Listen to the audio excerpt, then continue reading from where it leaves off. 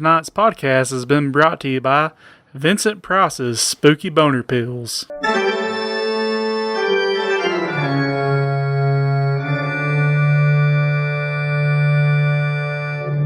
Hello, boils and ghouls, it's your old friend Vincent Price. And like the raven, my nether regions stir nevermore. But with Vincent Price's new spooky boner pills, you too can raise a little hell and make her scream and scream again. Scientifically derived by Victor von Frankenstein, the ancient formula sends blood-curdling chills straight to your phantasmal phallus. Here's a spooky customer testimonial. Well, the creature from my Black Lagoon hasn't been in action in some years thanks to my type 12 diabetes and crippling depression. But thanks to Vincent Price's spooky boner pills, my vexing imp can grow into an enraged devil when summoned. Thanks, Mr. Price. Another pleased ghoul. Order now and get 2 for the Vincent Price of 1. With Vincent Price's spooky boner pills, you'll forever be lost in a house of waxed pussy.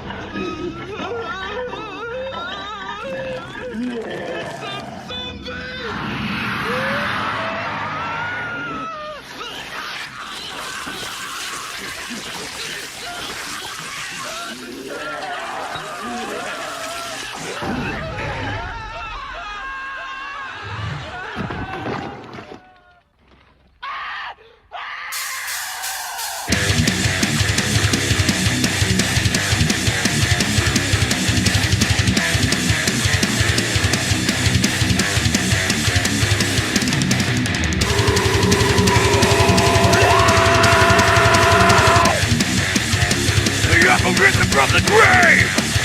You can run, but don't think I can be saved! The good old game is all resurrected, the blood will flow like wet!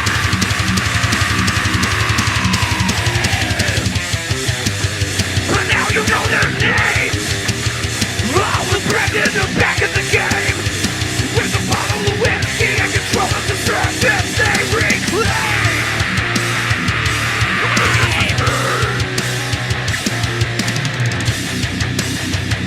All the good old gamers punch you right in the dick. All the good old gamers return to kick you right in the cliff. Rolling you offended, spit down your neck. The good old gamers return.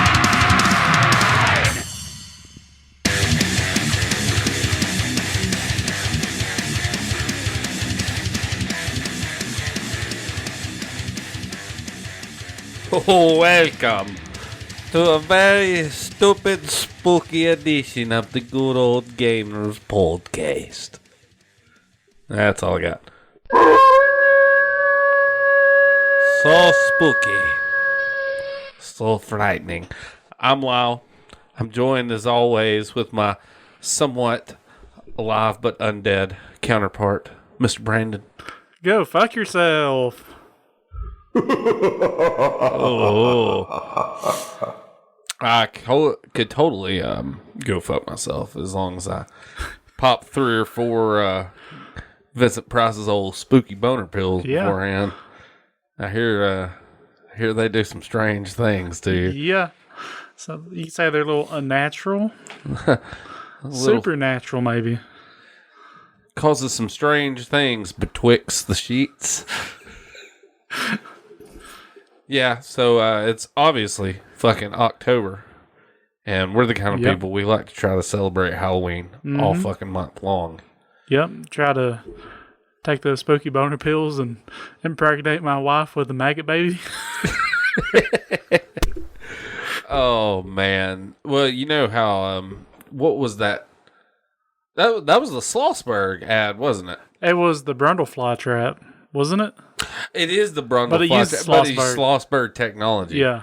Yeah. Oh my word! It's television's Jeff Goldblum. Television films Jeff Goldblum. Oh, that was a fucking great one. You got any big? I know you're going to be working on Halloween, but you still got time during the month. What's some of your Halloweeny plans for the month? Gonna be playing with my Halloweeny. Yeah, there's been a lot of talk about wieners on tonight's episode. Yeah, as usual. What else is new? Well, one of my biggest plans has been canned. I've been waiting on those send-in light guns. Supposed to be here this month, but they're running into issues with the recoil units. And if I hadn't ordered guns with recoil, I'd have them. But ordered the recoil units because I wanted to go full-blown, big balling, big swinging dick on it. And Johnny Big Dick. So it's probably, realistically, I imagine it's be January before we get them, because he said maybe December. I'm like, oh, okay, I'm going to just, if I get them in December, I'll be surprised. So I was wanting to be, shooting some House of the Dead zombies and shit, but looks like that's going to wait. Go watch any horror movies or anything? Yeah, I'm going to be doing that. You got like your, you got specific ones you watch every October kind of deal? I've always got to watch The Thing. Oh, man, The Thing is wonderful. Yeah. That's a year-round. Anytime I see that on TV, I'll sit down and watch it. Yeah, I've watched it several times a year. I know I didn't realize until earlier. I think it was earlier this year. I think it was when Wilford Brimley died. I never fucking realized he was Blair. And I'm like, holy shit, that's what he had type 12 diabetes, obviously. He wasn't an alien. He just fucking needed like an insulin shotgun. Yeah.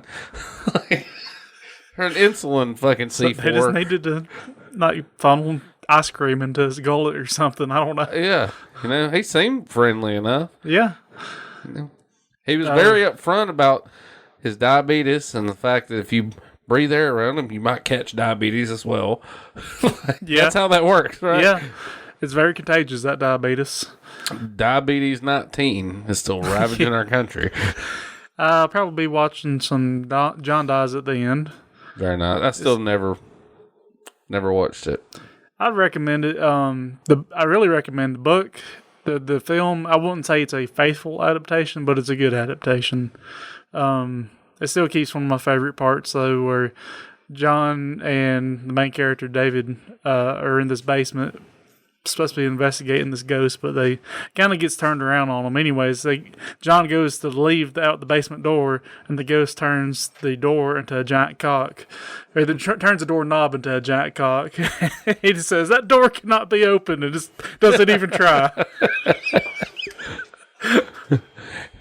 Is it gay if we're just opening the door? Yes. Definitely. Okay. I'm probably, I think I'm going to get on the, I've done watched one of them. I watched Reanimator. Reanimator's good. I got Bride of Reanimator lined up. I didn't, me being the horror fan I'm obviously fucking terrible at it. I didn't know there was a third Reanimator. Me either. It's Jeffrey Combs. It's the same guy. He's in fucking prison now. So yeah, I knew about Bride of Reanimator, but I never saw it. Bride of Reanimator's good. This one is, Beyond Reanimator or something like that, or okay, I'll have to look it up. Or are you talking about From Beyond?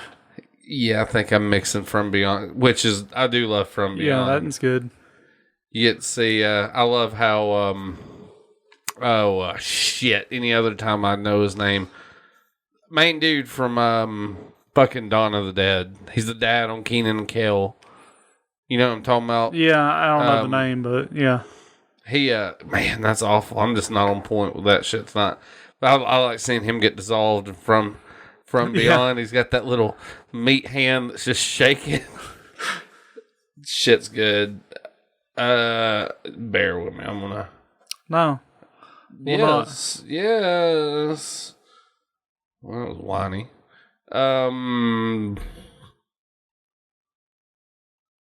What the fuck? It's Reanimator. We know that. Bride of Reanimator. Yeah, Beyond Reanimator. Okay. 2003. Had no fucking idea. But those are great, man. The gore in those is wunderbar. And I do like, it's hard to beat From Beyond, where he sucks the eyeball out of that nurse's head, like, Yeah. after his pineal gland bursts out of his forehead or whatever. That's such a weird fucking movie. Mm-hmm. Probably watch Halloween movies, of course. I've never been big into those. I like certain ones. I like all the ones that people don't like.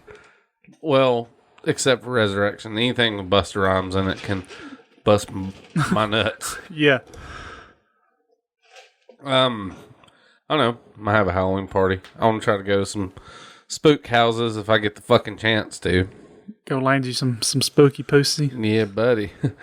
Get lost in that house of waxed pussy. Yeah. You'll be sure to give her a thriller. Oh, I'm never going to stop doing that Vincent Price voice. But, I mean, anyways, we are spook-looking tonight. I actually don't have any news. And I know there is news, but I don't have any. I haven't really had Baldur's time Gate 3 is about to drop. Oh. I'm probably going to pirate it to try it out because I got very, very low expectations for it. Yeah. I mean, mainly because they made the goddamn game turn-based. Baldur's Gate has never been turn-based, and the reason why they made it turn-based is to make the multiplayer better. Baldur's Gate ain't a multiplayer fucking game. Baldur's Gate played like Diablo, did it not? Similar. At least it wasn't quite the same, but it played a lot of the same way. It wasn't. I wouldn't call it a hack and slash. It's still, but it's not turn based. It's real time. It's real time with pause. You can pause it at any time in Baldur's Gate. Press that old space bar and it just stops everything, so you can pause it, make decisions, and go back into real time mode and watch things play out.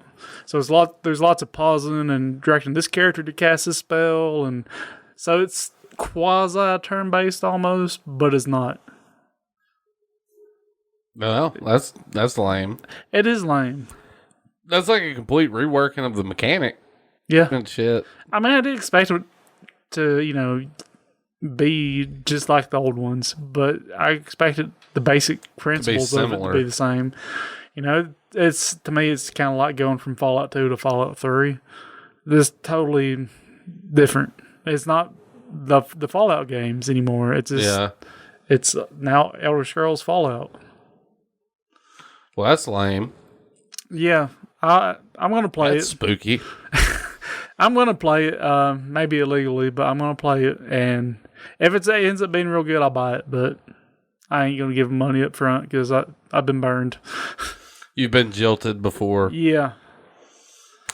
There was something I was going to say, and I can't remember. Also, it was made by Larian Studios, who made the Divine Divinity games and some other shit. That's what they're best known for. And I've tried to get into Divinity Original Sin 1 and 2, and maybe Divine Divinity 2, I don't know.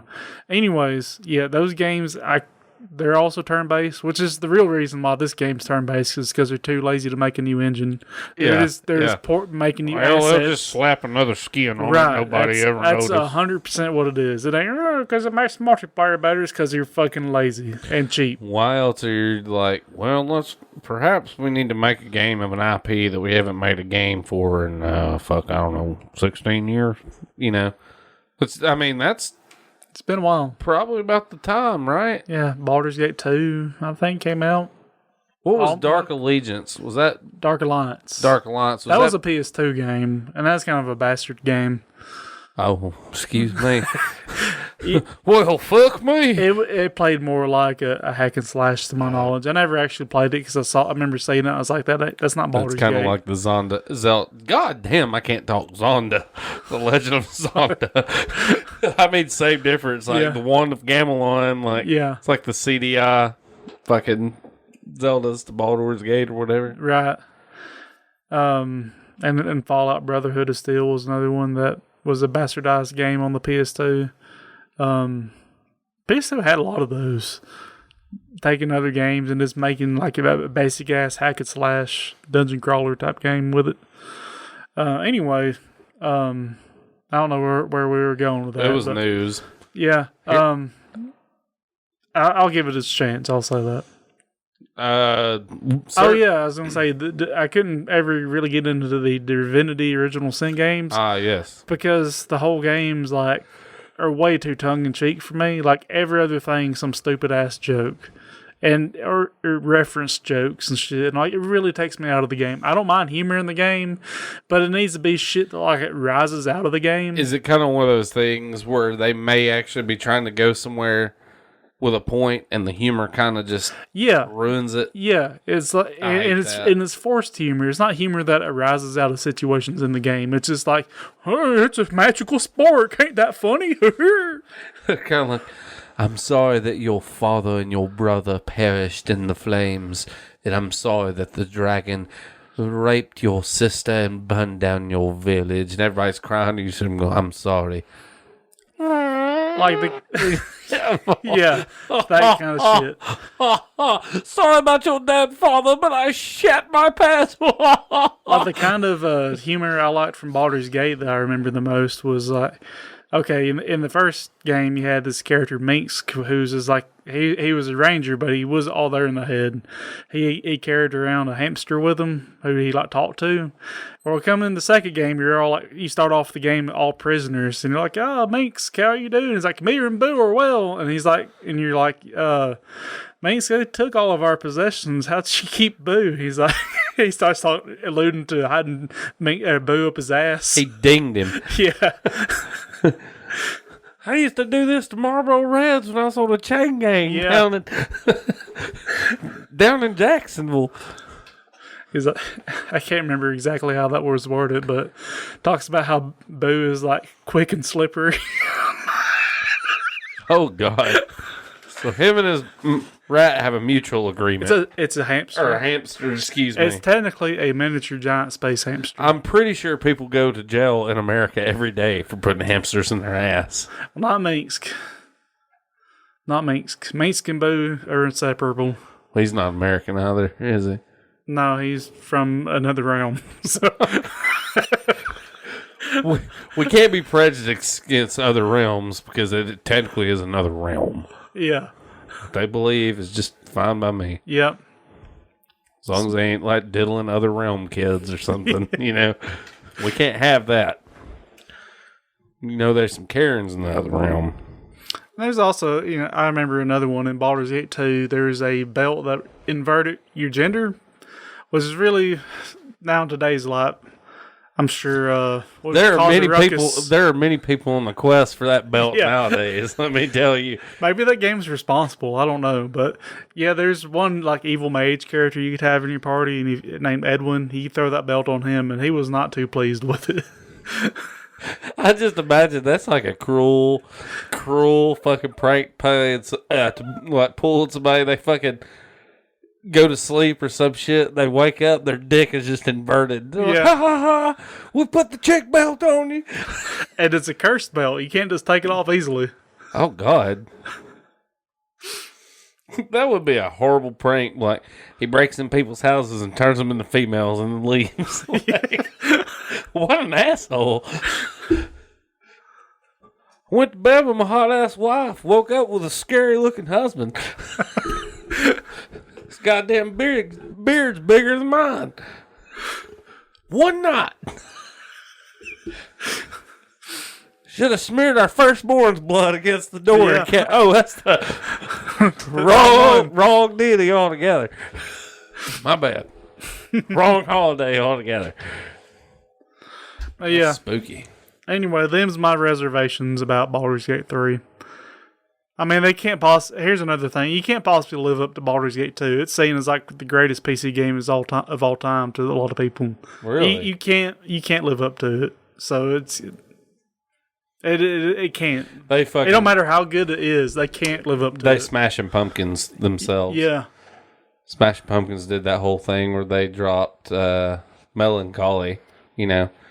It was a 2-disc album with all hits. It's like, how in the fuck are you going to follow up a 26-song opus with an 8-track thing? It's kind of like, I think that's half the reason there's never going to be a Half-Life 3, because Half-Life 2 is regarded as one of the greatest games of all time. Valve's just making so much money off of Steam. They're like, we don't even have to make games anymore. Yeah, so we can sit here and roll in money, or we can make Half-Life 3, and no matter how good we are with it, people are still going to shit on it because it's not Half-Life 2. Yeah. Half-Life 3 is that thing that's just never going to happen, I don't think. Yeah. Well, I know I said I didn't have any news, but I do have some news I want to touch on real quick. Some rather heartbreaking news. Shit that I found out earlier, and it has bothered me a little bit. We lost Eddie Van Halen today, man.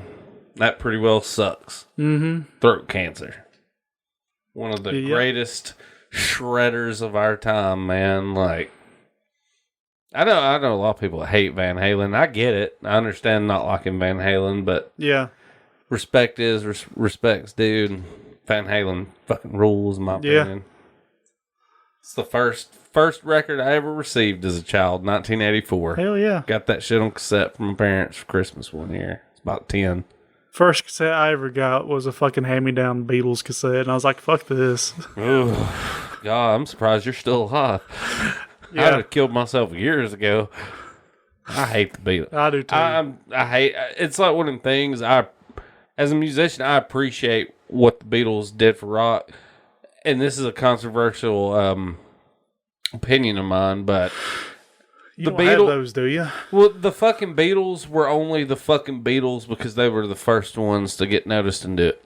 Yeah. It wasn't necessary because they were. I mean, well, technically it was. I mean, they were doing something different. They were going against the grain, but they were the first. They were the first boy band. Exactly. Like, you know, I want to hold your hand. Fuck you. Yeah. Like, hold these nuts. Paul McCartney. Suckle Johnson. I got some Vincent Price for you. Fucking Beatles. I did see that the Game Gear Micro, which is gonna be $50, is tiny as fuck. What in the ass? You sent me the fucking VMU's bigger than that thing. Yeah, it's about the same size as a Dreamcast VMU. It's made for baby hands. I guess put it on a keychain and play. But it's actually got games on it. Yeah, I think it's got multiple systems of games. I mean, we'll man, pull this up. I'm just fucking mind blown right now because that thing is so fucking teeny, tiny. It is tiny as fuck.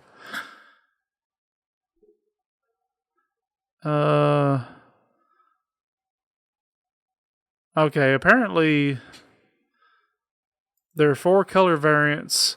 There are different systems with 4 different games. So the black one has Sonic, Puyo Puyo 2, Outrun, and Royal Stone. The blue has Sonic Chaos, Gunstar Heroes, Sylvan Tale, and Baku Baku Animal. Yellow has Shining Force Gaiden, Shining Force Sword of Haya, Hagia, however you say that, Shining Force Gaiden Final Conflict, Dazo Puyo Aruru no Ru. Please read that again. Naza Puyo Aruru no Ru. Obviously, my Japanese is not up to snuff. I like it. The red version has Revelations, the Demon Slayer, Megami Tensei Gaiden, Last Bible Special. That's the one I want. This makes me think of some like Ninja Gaiden, but you're Moses.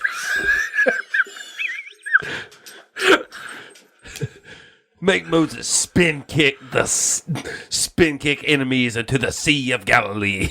The GG Shinobi and Columns.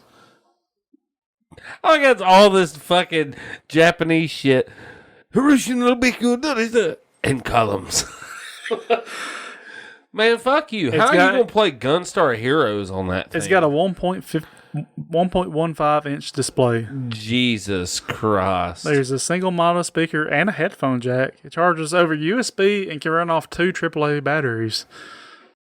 So you may be wondering how you are meant to play games on a 1.5 inch display. If you're willing to drop $250 on a pack of all 4 of them, they include like a big window magnifying glass you can clip on. Ooh. Okay, so why is my fucking question? Why? Get that money, honey. $50. I don't want a Game Gear I could lose in my fucking couch forever. At all. I don't want a Game Well, if Gear you buy I the could lose 4-pack, you can have all for of them. $250. Yeah. For $250, I could go buy a fucking Game Gear and half the goddamn library. But are you sure you can afford McGimme Tensai Gaiden Last Bible Special? I mean, that's a highly sought after game. Last Bible Special. I've never even heard of that fucking game. I'm going to look it Isn't up. that Shin Megami Tensei? They're real popular now. Isn't that like part of the Persona games or some shit? Fuck, I don't know. I think it is. It looks like Eye of the Beholder, like the D&D dungeon crawler, from what I'm saying. I want to say all that shit's like in the Persona series. But yeah, I think that's it for any kind of news. Or even spooky news. Rest in peace, Van Halen. Well, since we're done with news, I guess we'll get into the meat of the episode. Yep. Hopefully there's no garlic. My bat ass might explode. Well, I haven't had time to like get into any proper console games. I've been playing some Heavy Smash on the arcade, though. Have you ever played Heavy Smash with you? No. It's heavy and it's Smash. It is a Data East game made in '93, which I've never seen an actual cabinet of. But it's trying to think of how to describe it. It's a sports game. It would be like, I think, the NBA Jam of soccer. Yeah, I've never. It's pretty good. The only soccer game I've literally ever played was Mega Man Soccer, and I hated every minute. It's not quite soccer. It's also like kind of football. Football. Because you don't kick the balls anywhere, but there are like goals with goalies. Yeah. So, anyways, it's 1 versus 1, or really, it's 2 teams trying to score in each other's goals, trying to get in each other's house of wax pussy. That's a house you want to be in. It's a 3-button game, so you've got a jump button, a throw button, and like a shoot/tackle button. The goal is obviously to score points by knocking your ball into the opponent's goal. The goalies are AI controlled on either side unless they get the ball. Once they get the ball, you can control them. It's weird, but it actually works out for the best. You control one player at a time, but the game automatically swaps who you're controlling, which is both convenient and infuriating. Yeah. Because whoever is closest to the ball or has the ball is who you control. Well, you'll be trying to like run down some guy who has the ball, and all of a sudden one of your teammates who's on the far left side of the screen runs next to him, and now you're controlling that guy. And you were running left, but now you're running the wrong way because you're controlling a different guy. So, is there a way you can turn that off? No, not unless there's dip switch settings for it or something. And it's not too bad until you get into way further in the game when the AI sets up these elaborate passing schemes that you can't fucking do. Because, like, once they get the ball, they'll jump up in there and pass it to one of the other guys that's off screen who's also jumped up in there at the exact same time and does it until they get all the way to your goal and shoot for the goal. You can't fucking do that because you can't control your other guys until they got the ball. Or, they get real close to it, but it's too fucking late by then. So the AI has a big advantage over a human player.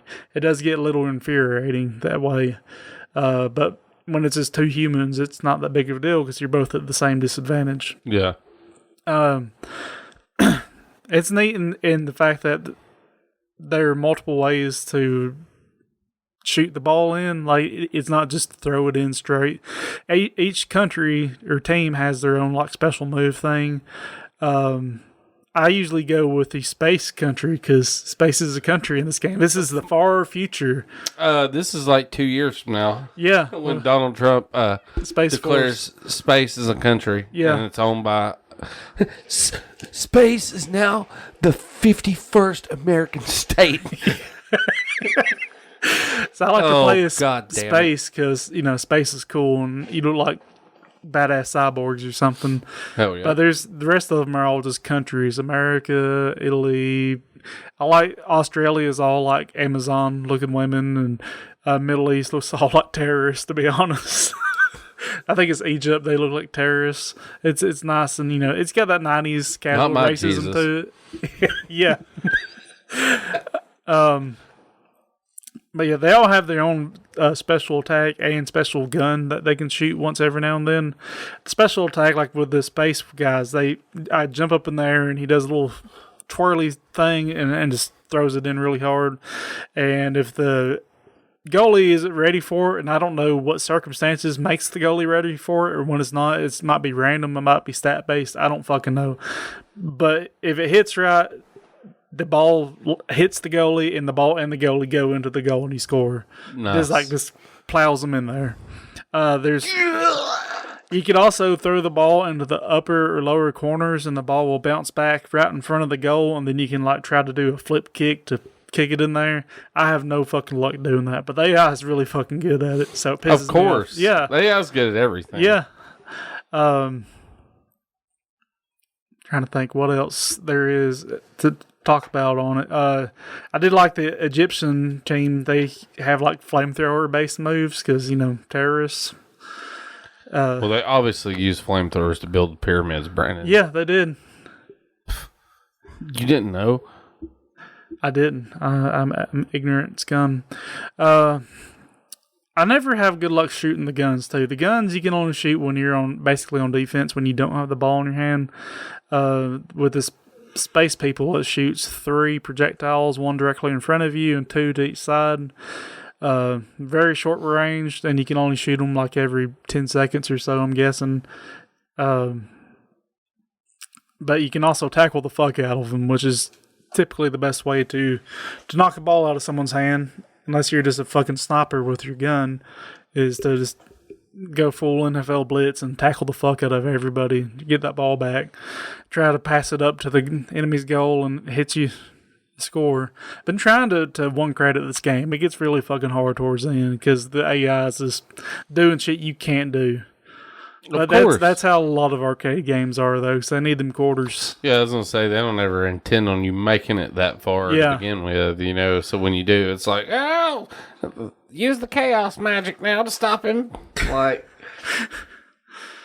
it's one in a series of many, of these pseudo sports-based games I really like on arcade, what's the hockey one? Slapshot. Slapshot's great. Good. I think that one's also Data East, ain't it? Yeah, I believe so. We used to play the hell out of some Slapshot on mine. Yeah. MAME cab for a while. Slapshot. No, Slapshot's Tato. It's still either. That's one of the more... Dude, I'm still a fan of old school NES ice hockey.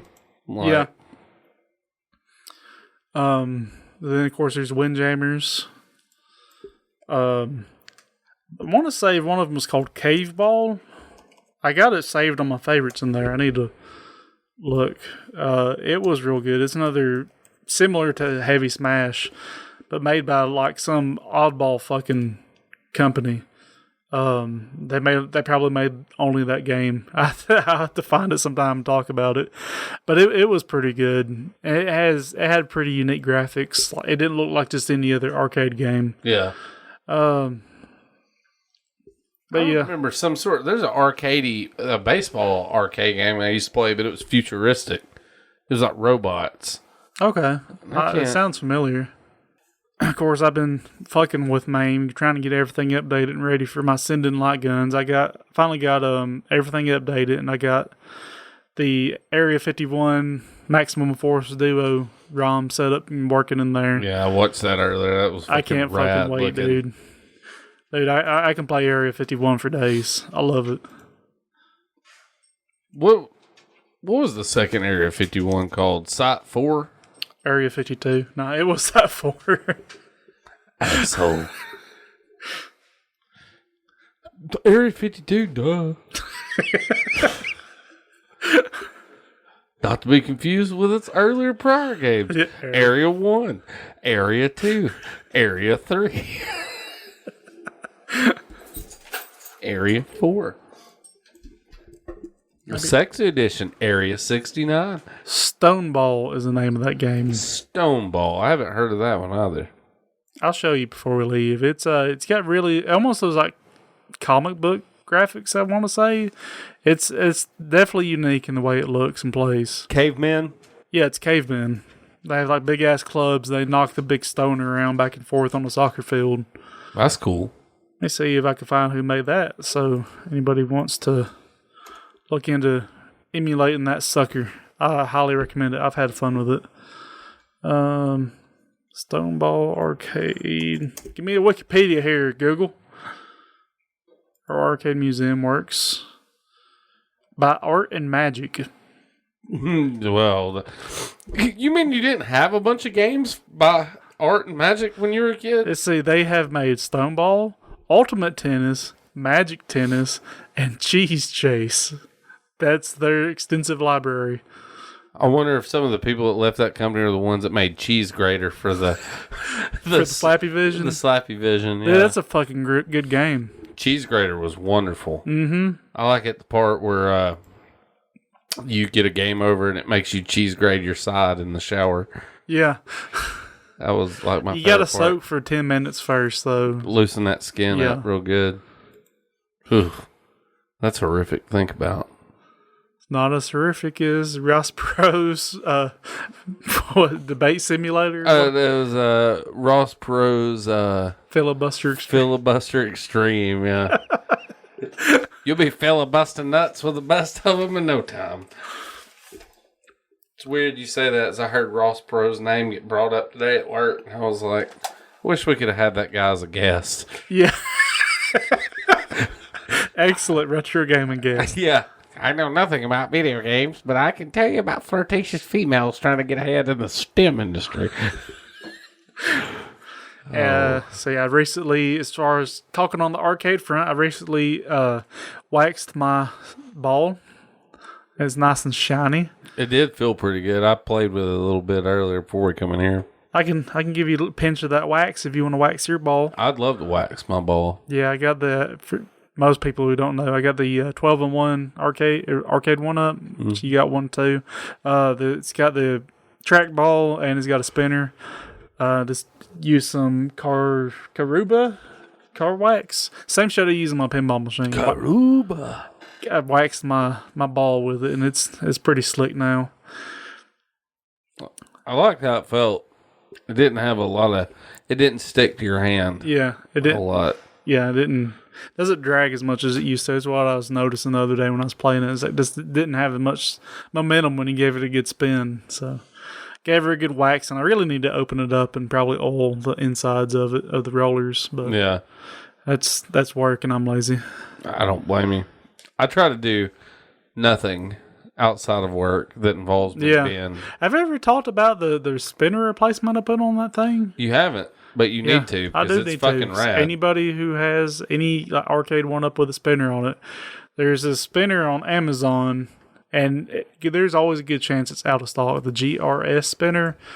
The GRS stands for like Glenn's Retro Show. It's some guy who looks like an AIDS patient, to be honest. That's how he's paying for treatments, Brandon. No, but I mean, what he's doing, I mean, it's good.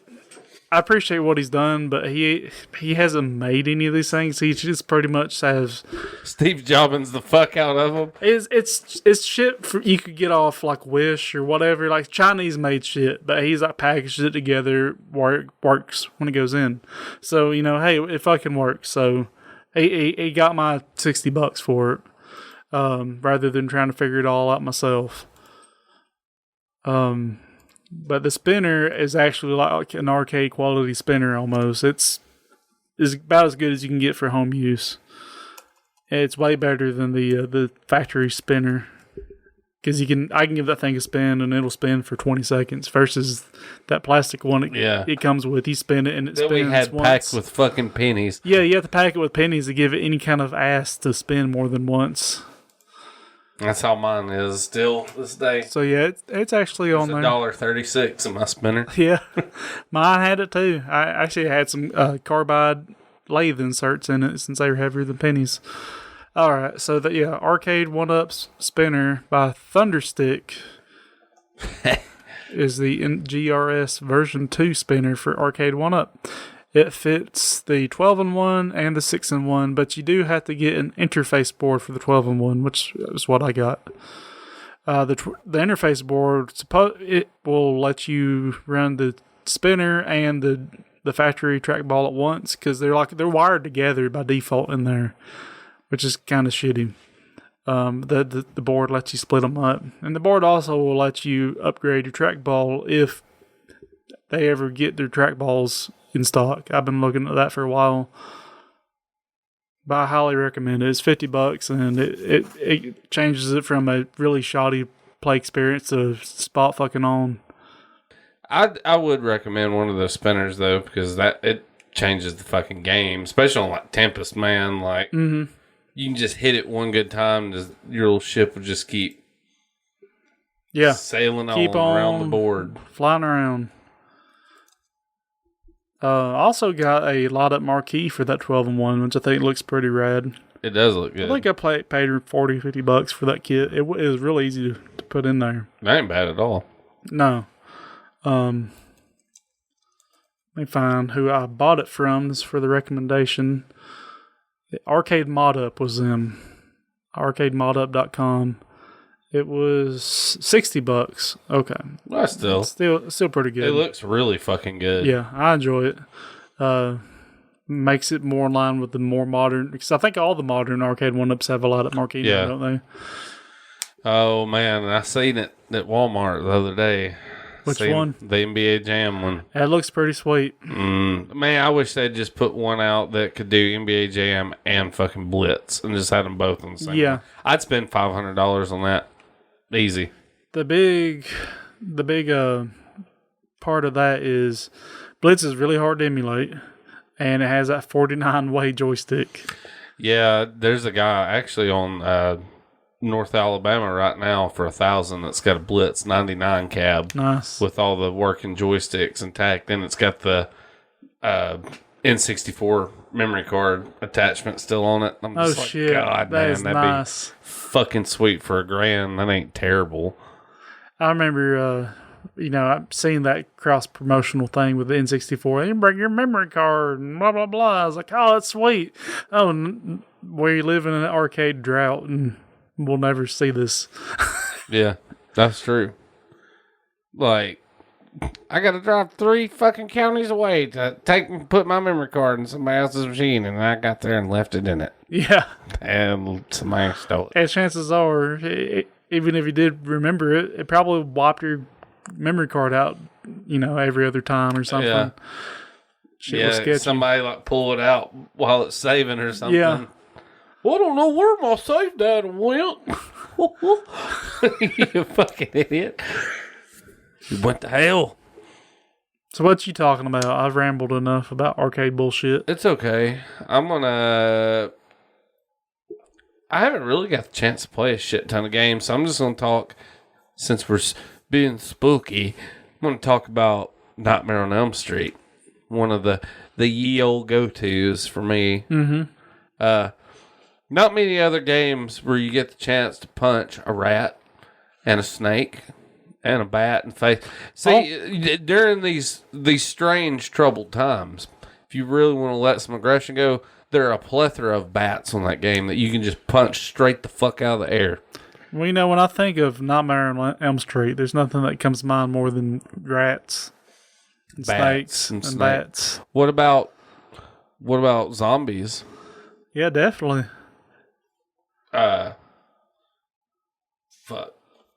Fuck indeed. Sorry. God, I'm trying not to dead air, but they keep fucking text me every Tell them you're charging them $25 a text. They'll stop. I had a fucking nightmare pulled up. Yeah. Oh, cats and dogs too. I forgot you can punch a German Shepherd on there. I fucking love punching dogs. Cats. I love punching cats even more. The game's environment is inhabited by such creatures as zombies, cats, dogs, skeletons, bats, rats, spiders, and minotaurs. Like, I love how that minotaurs is just like casually. I love all these movie games. You could tell, like, just some Japanese guys who's never even seen the movie or who designed it. They're like, I know where to put Minotaur. Freddy Krueger, I bought ice cream for kid on Elm Street. So they throw his bones into a furnace. Well, it makes sense in Japan. Like, sounds like every Japanese horror movie I've ever watched. Like, oh, the cute little girl tortures people with guitar strings. Oh, they all eat squid ice cream at the end. Oh. Yeah. What a fuzzy, warm feeling. It's kind of funny, though, because Nightmare on Elm Street, the game, is actually a joint venture between LJN, your favorite, and Rare. Oh, okay. Rare actually did the programming on it. Nice. So that's why it wasn't a total clusterfuck. And it was one of the first true 4-player NES games, like, took advantage of that fucking multi-tap or whatever. I'm sure all 12 people in the world who's played that have enjoyed it. Yep. I did manage to get some 4-player action on it one time. We were younger, but it was kind of like... I got a multi-tap, but it's the wireless one. You need the big-ass battery for it. The NES satellite or whatever. Yeah. That one was kind of cool, though. It worked extremely well considering the fucking time frame that thing came out. Yeah. I will give them credit. As far as old horror games go, Friday 13th, turd. Fucking Texas Chainsaw Massacre, Halloween on Atari. Not very... At least they get pretty close to the movie in this one. Yeah. The whole point of the game is you start out on Elm Street, and it's kind of confusing because there's houses with doors closed, there's houses with doors open, there's the school, there's a scrapyard, a couple other places. You don't know which order you're supposed to go in. A lot of it just involves running up and pressing up, see if you can go in the building or not. If you can't, go to the next one. So once you get done walking around the streets and punching all the neighbors' animals in the face, and assaulting the there's like a devil dude in this game that walks down the street. I guess that's the Minotaur they're talking about. It don't look to me like a Minotaur. So, if you see this Minotaur sprite in the game, it literally just looks like a dude wearing black pants with no shirt on. What an asshole. Let's punch him. I thought as a kid that it was a reference to Nightmare on Elm Street 2, because Jesse in Amnesia ends up in that fucking BDSDM bar or whatever. Yeah. With all the leather-bound people. And I just thought that was the coach that's wearing the fucking leather fraud everything that makes him go to the gym and run laps after school. That never made a whole lot of sense to me. I'm like, was he going to fuck him? Is that why Freddy killed him? He's like, that's my boy. Suck tennis ball. But, you go through these houses, you go through all this shit, and you're collecting Freddy's bones because you got to destroy his bones. Yep. Got a bone to pick with him. Somewhat accurate. The third movie, they have to bury his bones in hallowed ground. That's how you defeat the demon of Freddy. Mm-hmm. But this one has a mechanic where you can fall asleep. And when you fall asleep, the enemies get a lot stronger. And you have ways of waking yourself up. There's like a cup of coffee and a stereo. Some of the music in Nightmare on Elm Street, in my opinion, is fucking incredible. Like, I really dig some of the music. Like, it's kind of got like that shitty 80s, like, Dire Straits. Like, yeah, we're gonna make it alive. Kind of fucking shitty vibe to it. But if you stay asleep too long and don't wake up, you go to a mini game where you actually have to fight Freddy head on. And it's not what you'd think it is, because Freddy literally take 2 slashes and then hop. And then run over here and walk back and forth. It's like really easy. All you gotta do is just stay the fuck away from him. And it's like one of them things you can't kill him. Like, so pretty much you just gotta survive. It cracks me up though how cheap it is. Like when Freddy starts coming to get you in the game, it'll have a screen pop up that says Freddy's coming. And if you look real hard after Freddy's, you can see a little trademark logo in the Nightmare on Elm Street logo mark right beside Freddy's fucking name. I'm like, Freddy TM's coming. It's not just any Freddy. It's Freddy TM. Fucking Freddy Terry Melcher, you know? Like, that can mean anything. Sounds like a fucking television channel. Yeah. Turn it on to Freddy TM at 9 o'clock. It's just like the old Jurassic Park's toys. Got to get the ones with the JP mark. Yeah, no shit. They look like every other goddamn dinosaur on the fucking shelf. One cool thing about this one, though, is in the Dream World, you get Dream Warrior power-ups. You can turn into a ninja and throw shurikens, or you can be a fucking date-raping gymnast and throw javelins. Can you become the wizard? You can become the wizard. Too bad that you cannot be in a wheelchair. I know. Like the kid. Yeah. It's one of the things I remember most about that And movie. of He's like, course- I'm a wizard. Like, he doesn't do shit. I love D&D because I sat so long my legs quit working. I've lost use of my legs due to deep vein thrombosis. I sat down for 8 years straight. Nightmare 3 blows my mind. All the Nightmare, I love them. Those are my favorite movies. But it just always cracks me up how it's always the goddamn parents to blame. Yeah. They never believe anybody. You're fucking stupid. You haven't slept in 3 weeks. Well, of course your boyfriend got swollen to his bed and vomited up at fucking 800 gallons of blood on the ceiling. That happens to teenagers all the time. Yeah. I still don't believe you. Keep fucking around with drugs and that shit happens. Yeah. Oh, dude, that Nightmare on Elm Street 2 where the fucking parakeet just explodes. Yeah. Fucking they're sitting there in the kitchen next morning, and his dad's played by Clu Gallagher in that movie. And just he thinks Jesse's on drugs. He's talking to his wife, and he goes, I'll tell you what he did. He strapped a goddamn cherry bomb to it. Just the way he says it. Who you getting it from, son? I'll tell you what, he put a goddamn cherry bomb on it. Just like, your son is so fucked up, he's just going to strap a cherry bomb straight to your fucking family parakeet.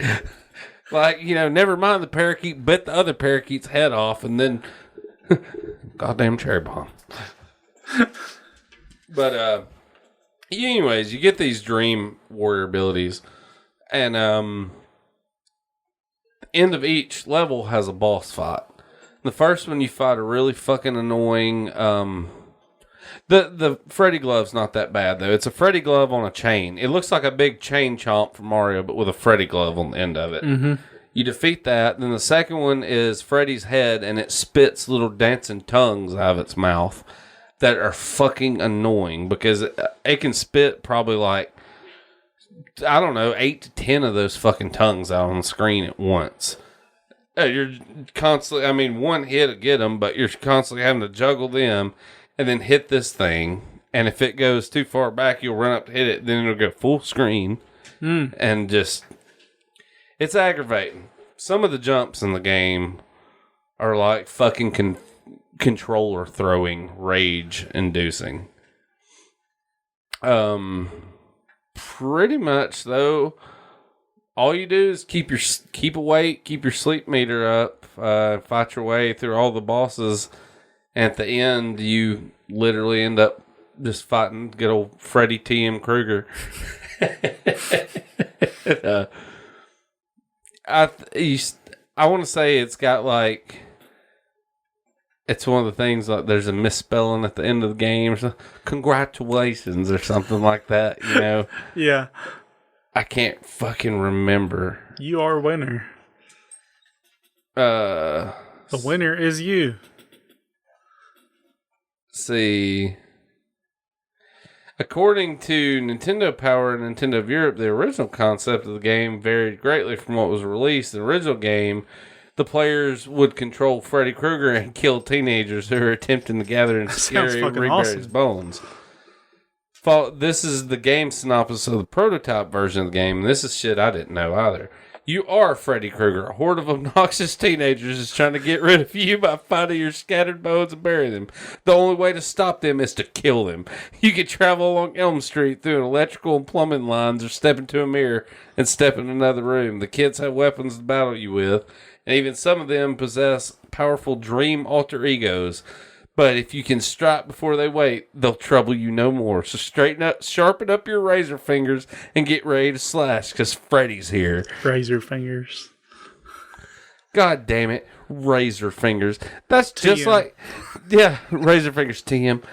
That's just like fucking Luke Skywalker being like, you say it like I'm a wizard with a laser sword.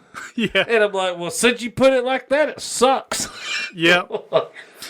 Let me let the old shitbag here out. All right.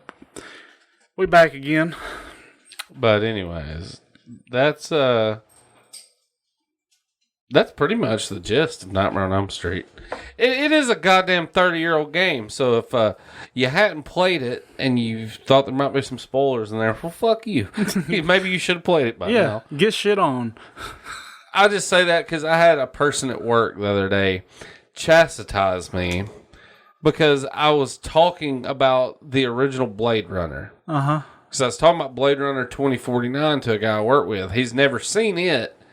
And I'm like, well, I won't tell you what happened. But we started talking about Blade Runner, and we talked about when Rutger Hauer dies at the end of it and gives that the Tears in the Rain speech. Yeah. Like how that's like one of the most epic like things in any science fiction movie. You know, that's just like a beautiful, and that was all improv on the scene, you know, beautiful scene.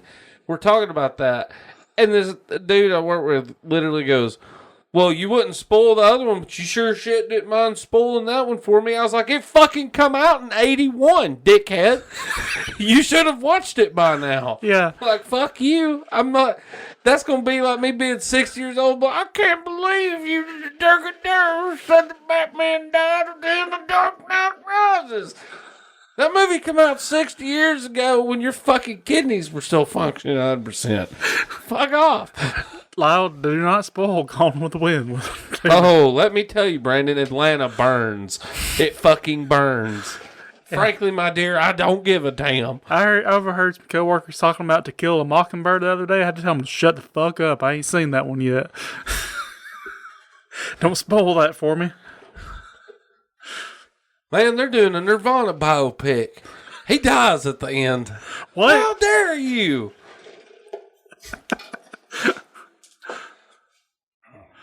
You know, Titanic sunk at the end of the movie? God damn it. Now I can't even watch it. I would have been fine not knowing that Leonardo DiCaprio froze to death.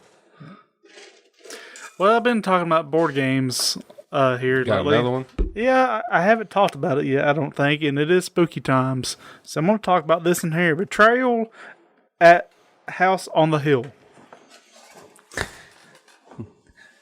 Betrayal. It's, Vincent Price urges you to play Betrayal at House on the I Hill. highly recommend you take a couple of Vincent Price's spooky boner pills before playing this. This is a pretty easy to find game. Walmart, Books A Million has it. I see it at Walmart. $30 to $40 range, I think. It is a 3 to 6 player game.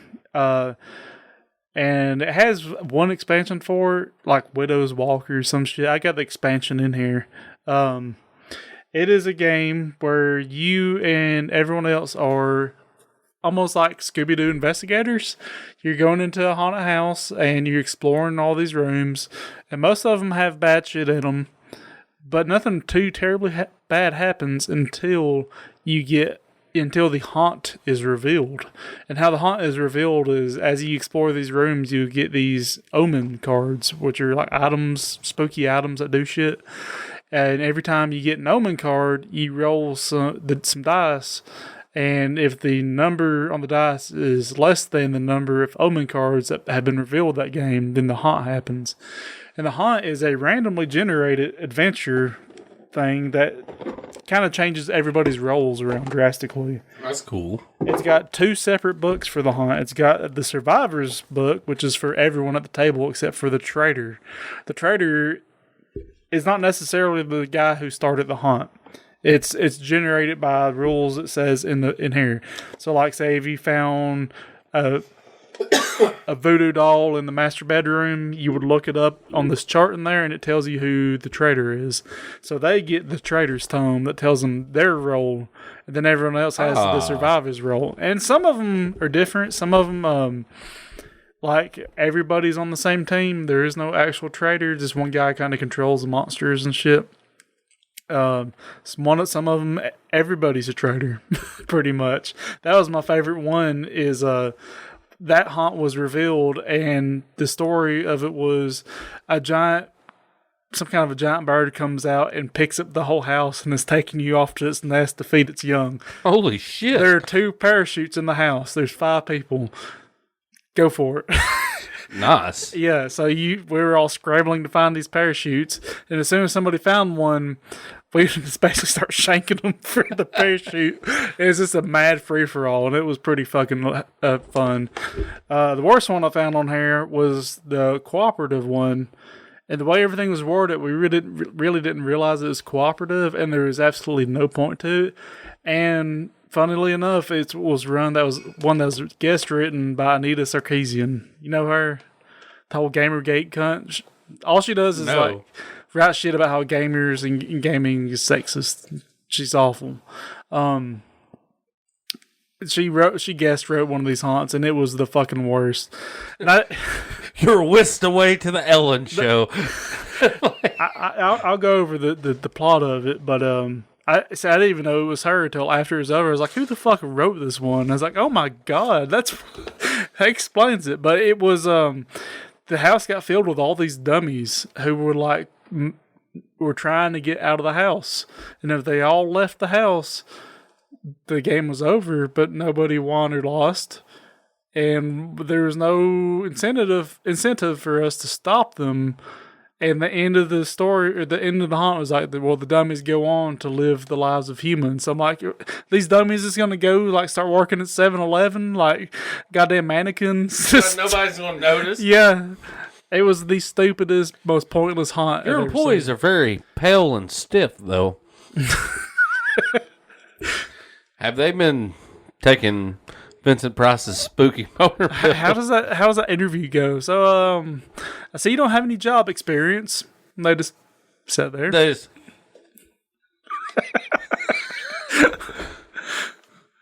God damn, that's provocative. You're hired. But the base game, I like a man that says little and commands so much. The base game has 50 haunts, and the expansion has another 50. The house is randomly generated by tiles. Like, every time you go to a new room, you pick up a tile off a stack of tiles, place it down. There's different levels of the house. So, like, there's some tiles that can go in any floor, some tiles that can only go in the basement. So you kind of cycle through them until you find a tile that matches. The exploration part is probably the most bland, almost not a board game part there is, because you're just moving around collecting items, waiting for the haunt to happen. But the haunt's the juicy part. One of the haunts we had, our buddy Juice was like, I think his character technically died or something for the haunt. Sometimes that happens. Your character just basically goes away and you control bad guys. But he like, everyone else in the house shrunk down to the size of like a mouse. Yeah. And he got to control a cat. And our goal was to like get a toy airplane and fly it out the window. And that cat just fucking mauled the shit out of us. We didn't stand a chance. Because we had to like find pieces of it and get it going. And I remember I got everything. I got the plane going. It just mauled my friend Paul. And I was one turn away from making it out, and that cat just fucking massacred me. Oh, fuck. Yeah.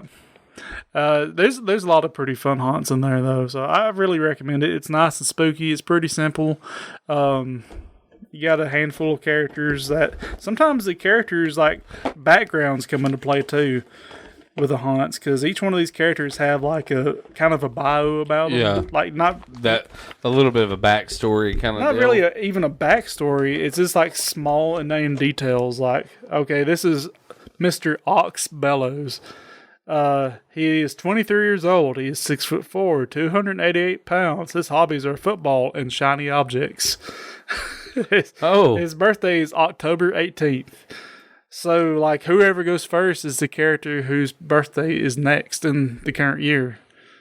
I know there's one haunt that like cares about what hobbies you have. Like whoever likes music does some shit. So it's kind of neat how it takes that stuff into consideration. That is badass.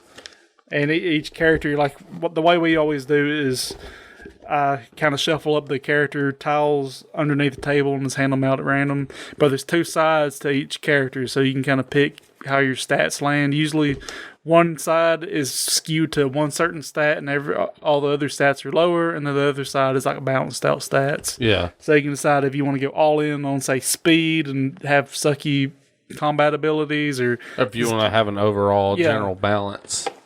That's pretty rad. I've seen it several times in Walmart. There's a couple I really want to try. They got The Shining, the board game, at Target. Yeah, I've seen that. I really want to check it out. It's like $30. I was like, that ain't terrible. no. I'd like to. Just my problem is having anybody to play the shit with. Yeah. You can always come over on Wednesday, man. I'm going to try to get, if I get off early enough tomorrow, I might try to get over here tomorrow. If not, maybe next Wednesday, and we can finally do that fucking last Friday. I mean, that'd be perfect for a Halloween episode. Yeah, it would. I've seen where they got a Friday 13th board game out now, and they said it's pretty close to last Friday. I didn't know that. They got board games for everything now. Man, I think I told you about that Nemesis board game, the Alien movie simulator. I looked up some of it. It's so fucking expensive right now, though. It's badass looking, though, man. There's so much shit for it, though. Yeah. Like, those dudes have a never-ending supply of shit for that game. Yeah. Well, I mean, they're charging an arm and a leg for it, so... You might as well.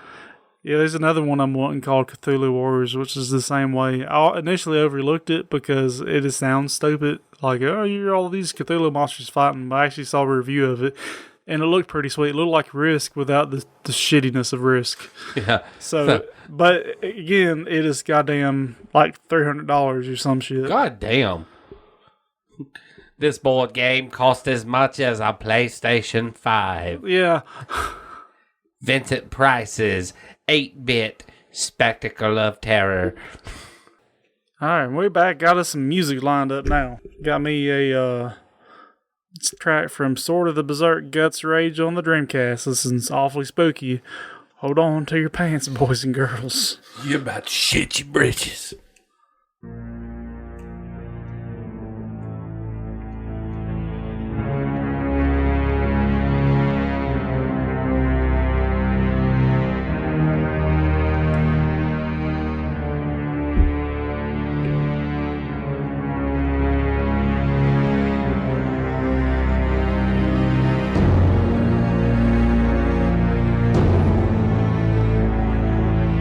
Gets me in the mood for some spooky boner pills.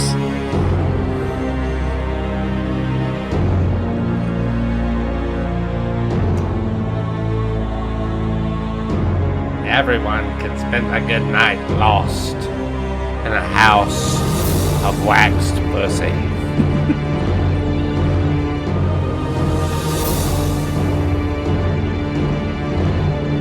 Ah!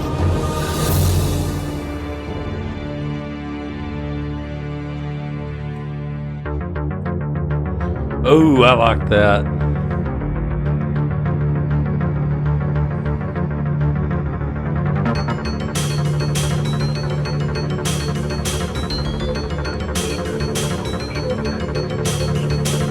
Getting very John Carpenter-ish. Yeah, I was gonna say it's very 80s. Like.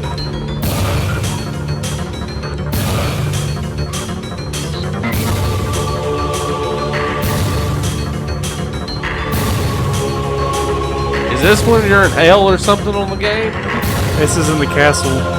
We get remember exactly when. I know there's a couple different times you fight through the castle. This should be that shit if you're going on an adventure and you heard this music start playing, it's like, fuck. Boss fight. Yep. The whole game was a boss fight. That's the newest one, right? No, it's a Dreamcast one. Or Dreamcast. I thought you said PC. The newest one's from PS. No, it's PC. And PS4, yeah.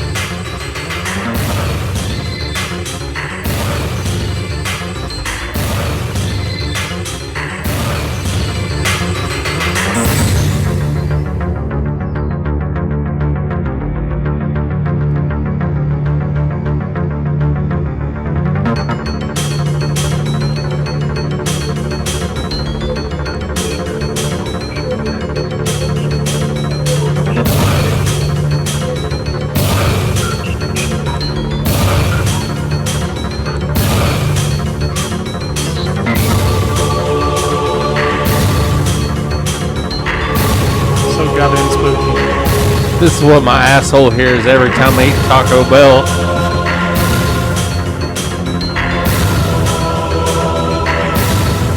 Here we go again.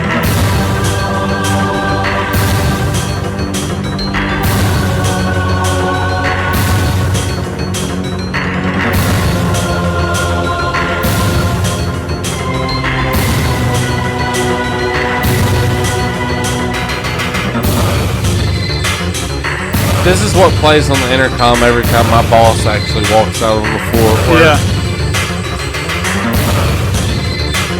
Look toward the ground, do not make eye contact with him.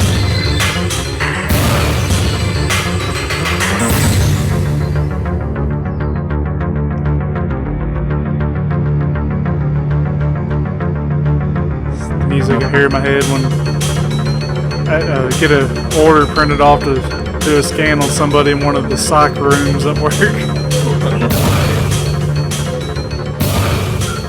The music starts playing in my head every time somebody mentions watching an Adam Sandler movie. Yeah. That's a fucking boss fight all in itself. Yeah.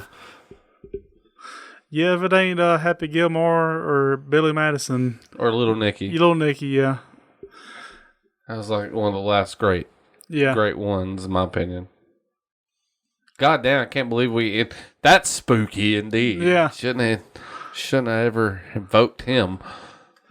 God, I love the Red Letter Media reviews of his movies. They're better than the movies because they shit on him so hard and just talking about how obviously that he just used this movie as an excuse to pay all of his buddies and go on vacation. Yeah. That sounds about right. Yeah. Like, so I got this idea when we're all grown up and we burp and fart on each other and we do it for 3 movies. Sounds great. Pay me. Like, that's pretty much it. You know? What else is Rob Schneider gonna do? Oh shit! Yeah. This is charity. When's the last time you even heard of Rob Schneider? Back when he started the Stapler. Oh God, Rob Schneider. That's America's dream boy right there. Yeah. From rags to bitches. From riches to rags. It's like right to reverse. Yeah. Like, I have to pay to be in Adam Sandler movies. That's the only way I'm still relevant. You can do it. Ugh. Well, we were ending on a down note. I feel bad that we got to do that to the listeners. I mean, it is a spooky episode. Yeah. So. Rob Schneider movies. Ooh. Welcome. You're like, people, welcome to Castle Dracula. You may stay in the room with the 3 succubuses that will drink you dry. Or you stay in home theater and watch Rob Schneider movies. Like, I will get fucking drained dry. Thank you. I don't mind. Them succubi got some good looking boobies on them. I'm going to go over there. The problem is, now you're immortal and you must watch Rob Schneider movies forever. Some dude just like right there shoves Shoves garlic in his mouth and just stakes himself.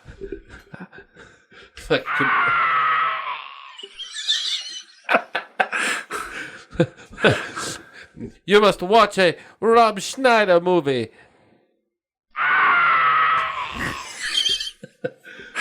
I love that. Tormented screams never get old. I do want to say thank you to Adam Calloway for the righteous new song. Yeah, it's pretty metal. Rules. For those of you old listeners familiar, the old school song were about vaginas turning into stone and bears feasting on the slow and the witless. God damn, great. I never get tired of that line right there. Bears will feast on the slow and the witless. Vaginas will turn to stone. That shit's so fucking golden. Same guy though, wrote it for us. Listener.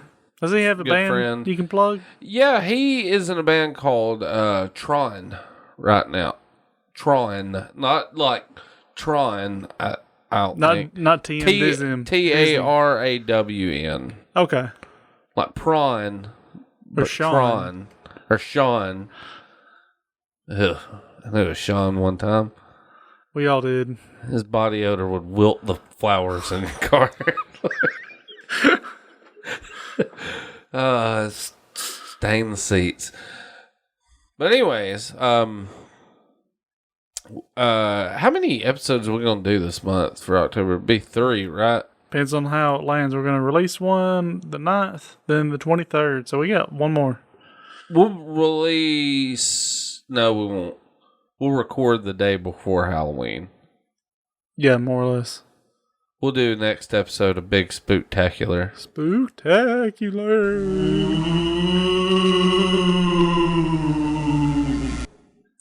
That ghost sounded like he was pulling his old spiritual pud there a little bit. Whoa. I can't blame him. Can't wait to get home and do the same. Mm-hmm. Anyways, look us up on Spotify, Apple Music, Google, you can Google us. Google Music. Yeah, we're on that. We're on Stitcher. all. Yeah, we're worldwide. Worldwide. Good Old Gamers Incorporated worldwide. Yeah, leave us a review on something or don't.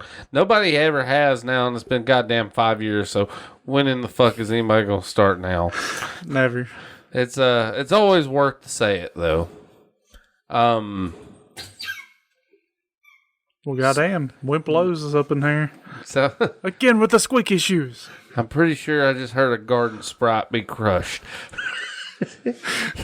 You know, if you bury crystals underneath your... Never mind. Yeah. Anyways, we will be back next week and all that fun shit. Until then, game over, man. Game over.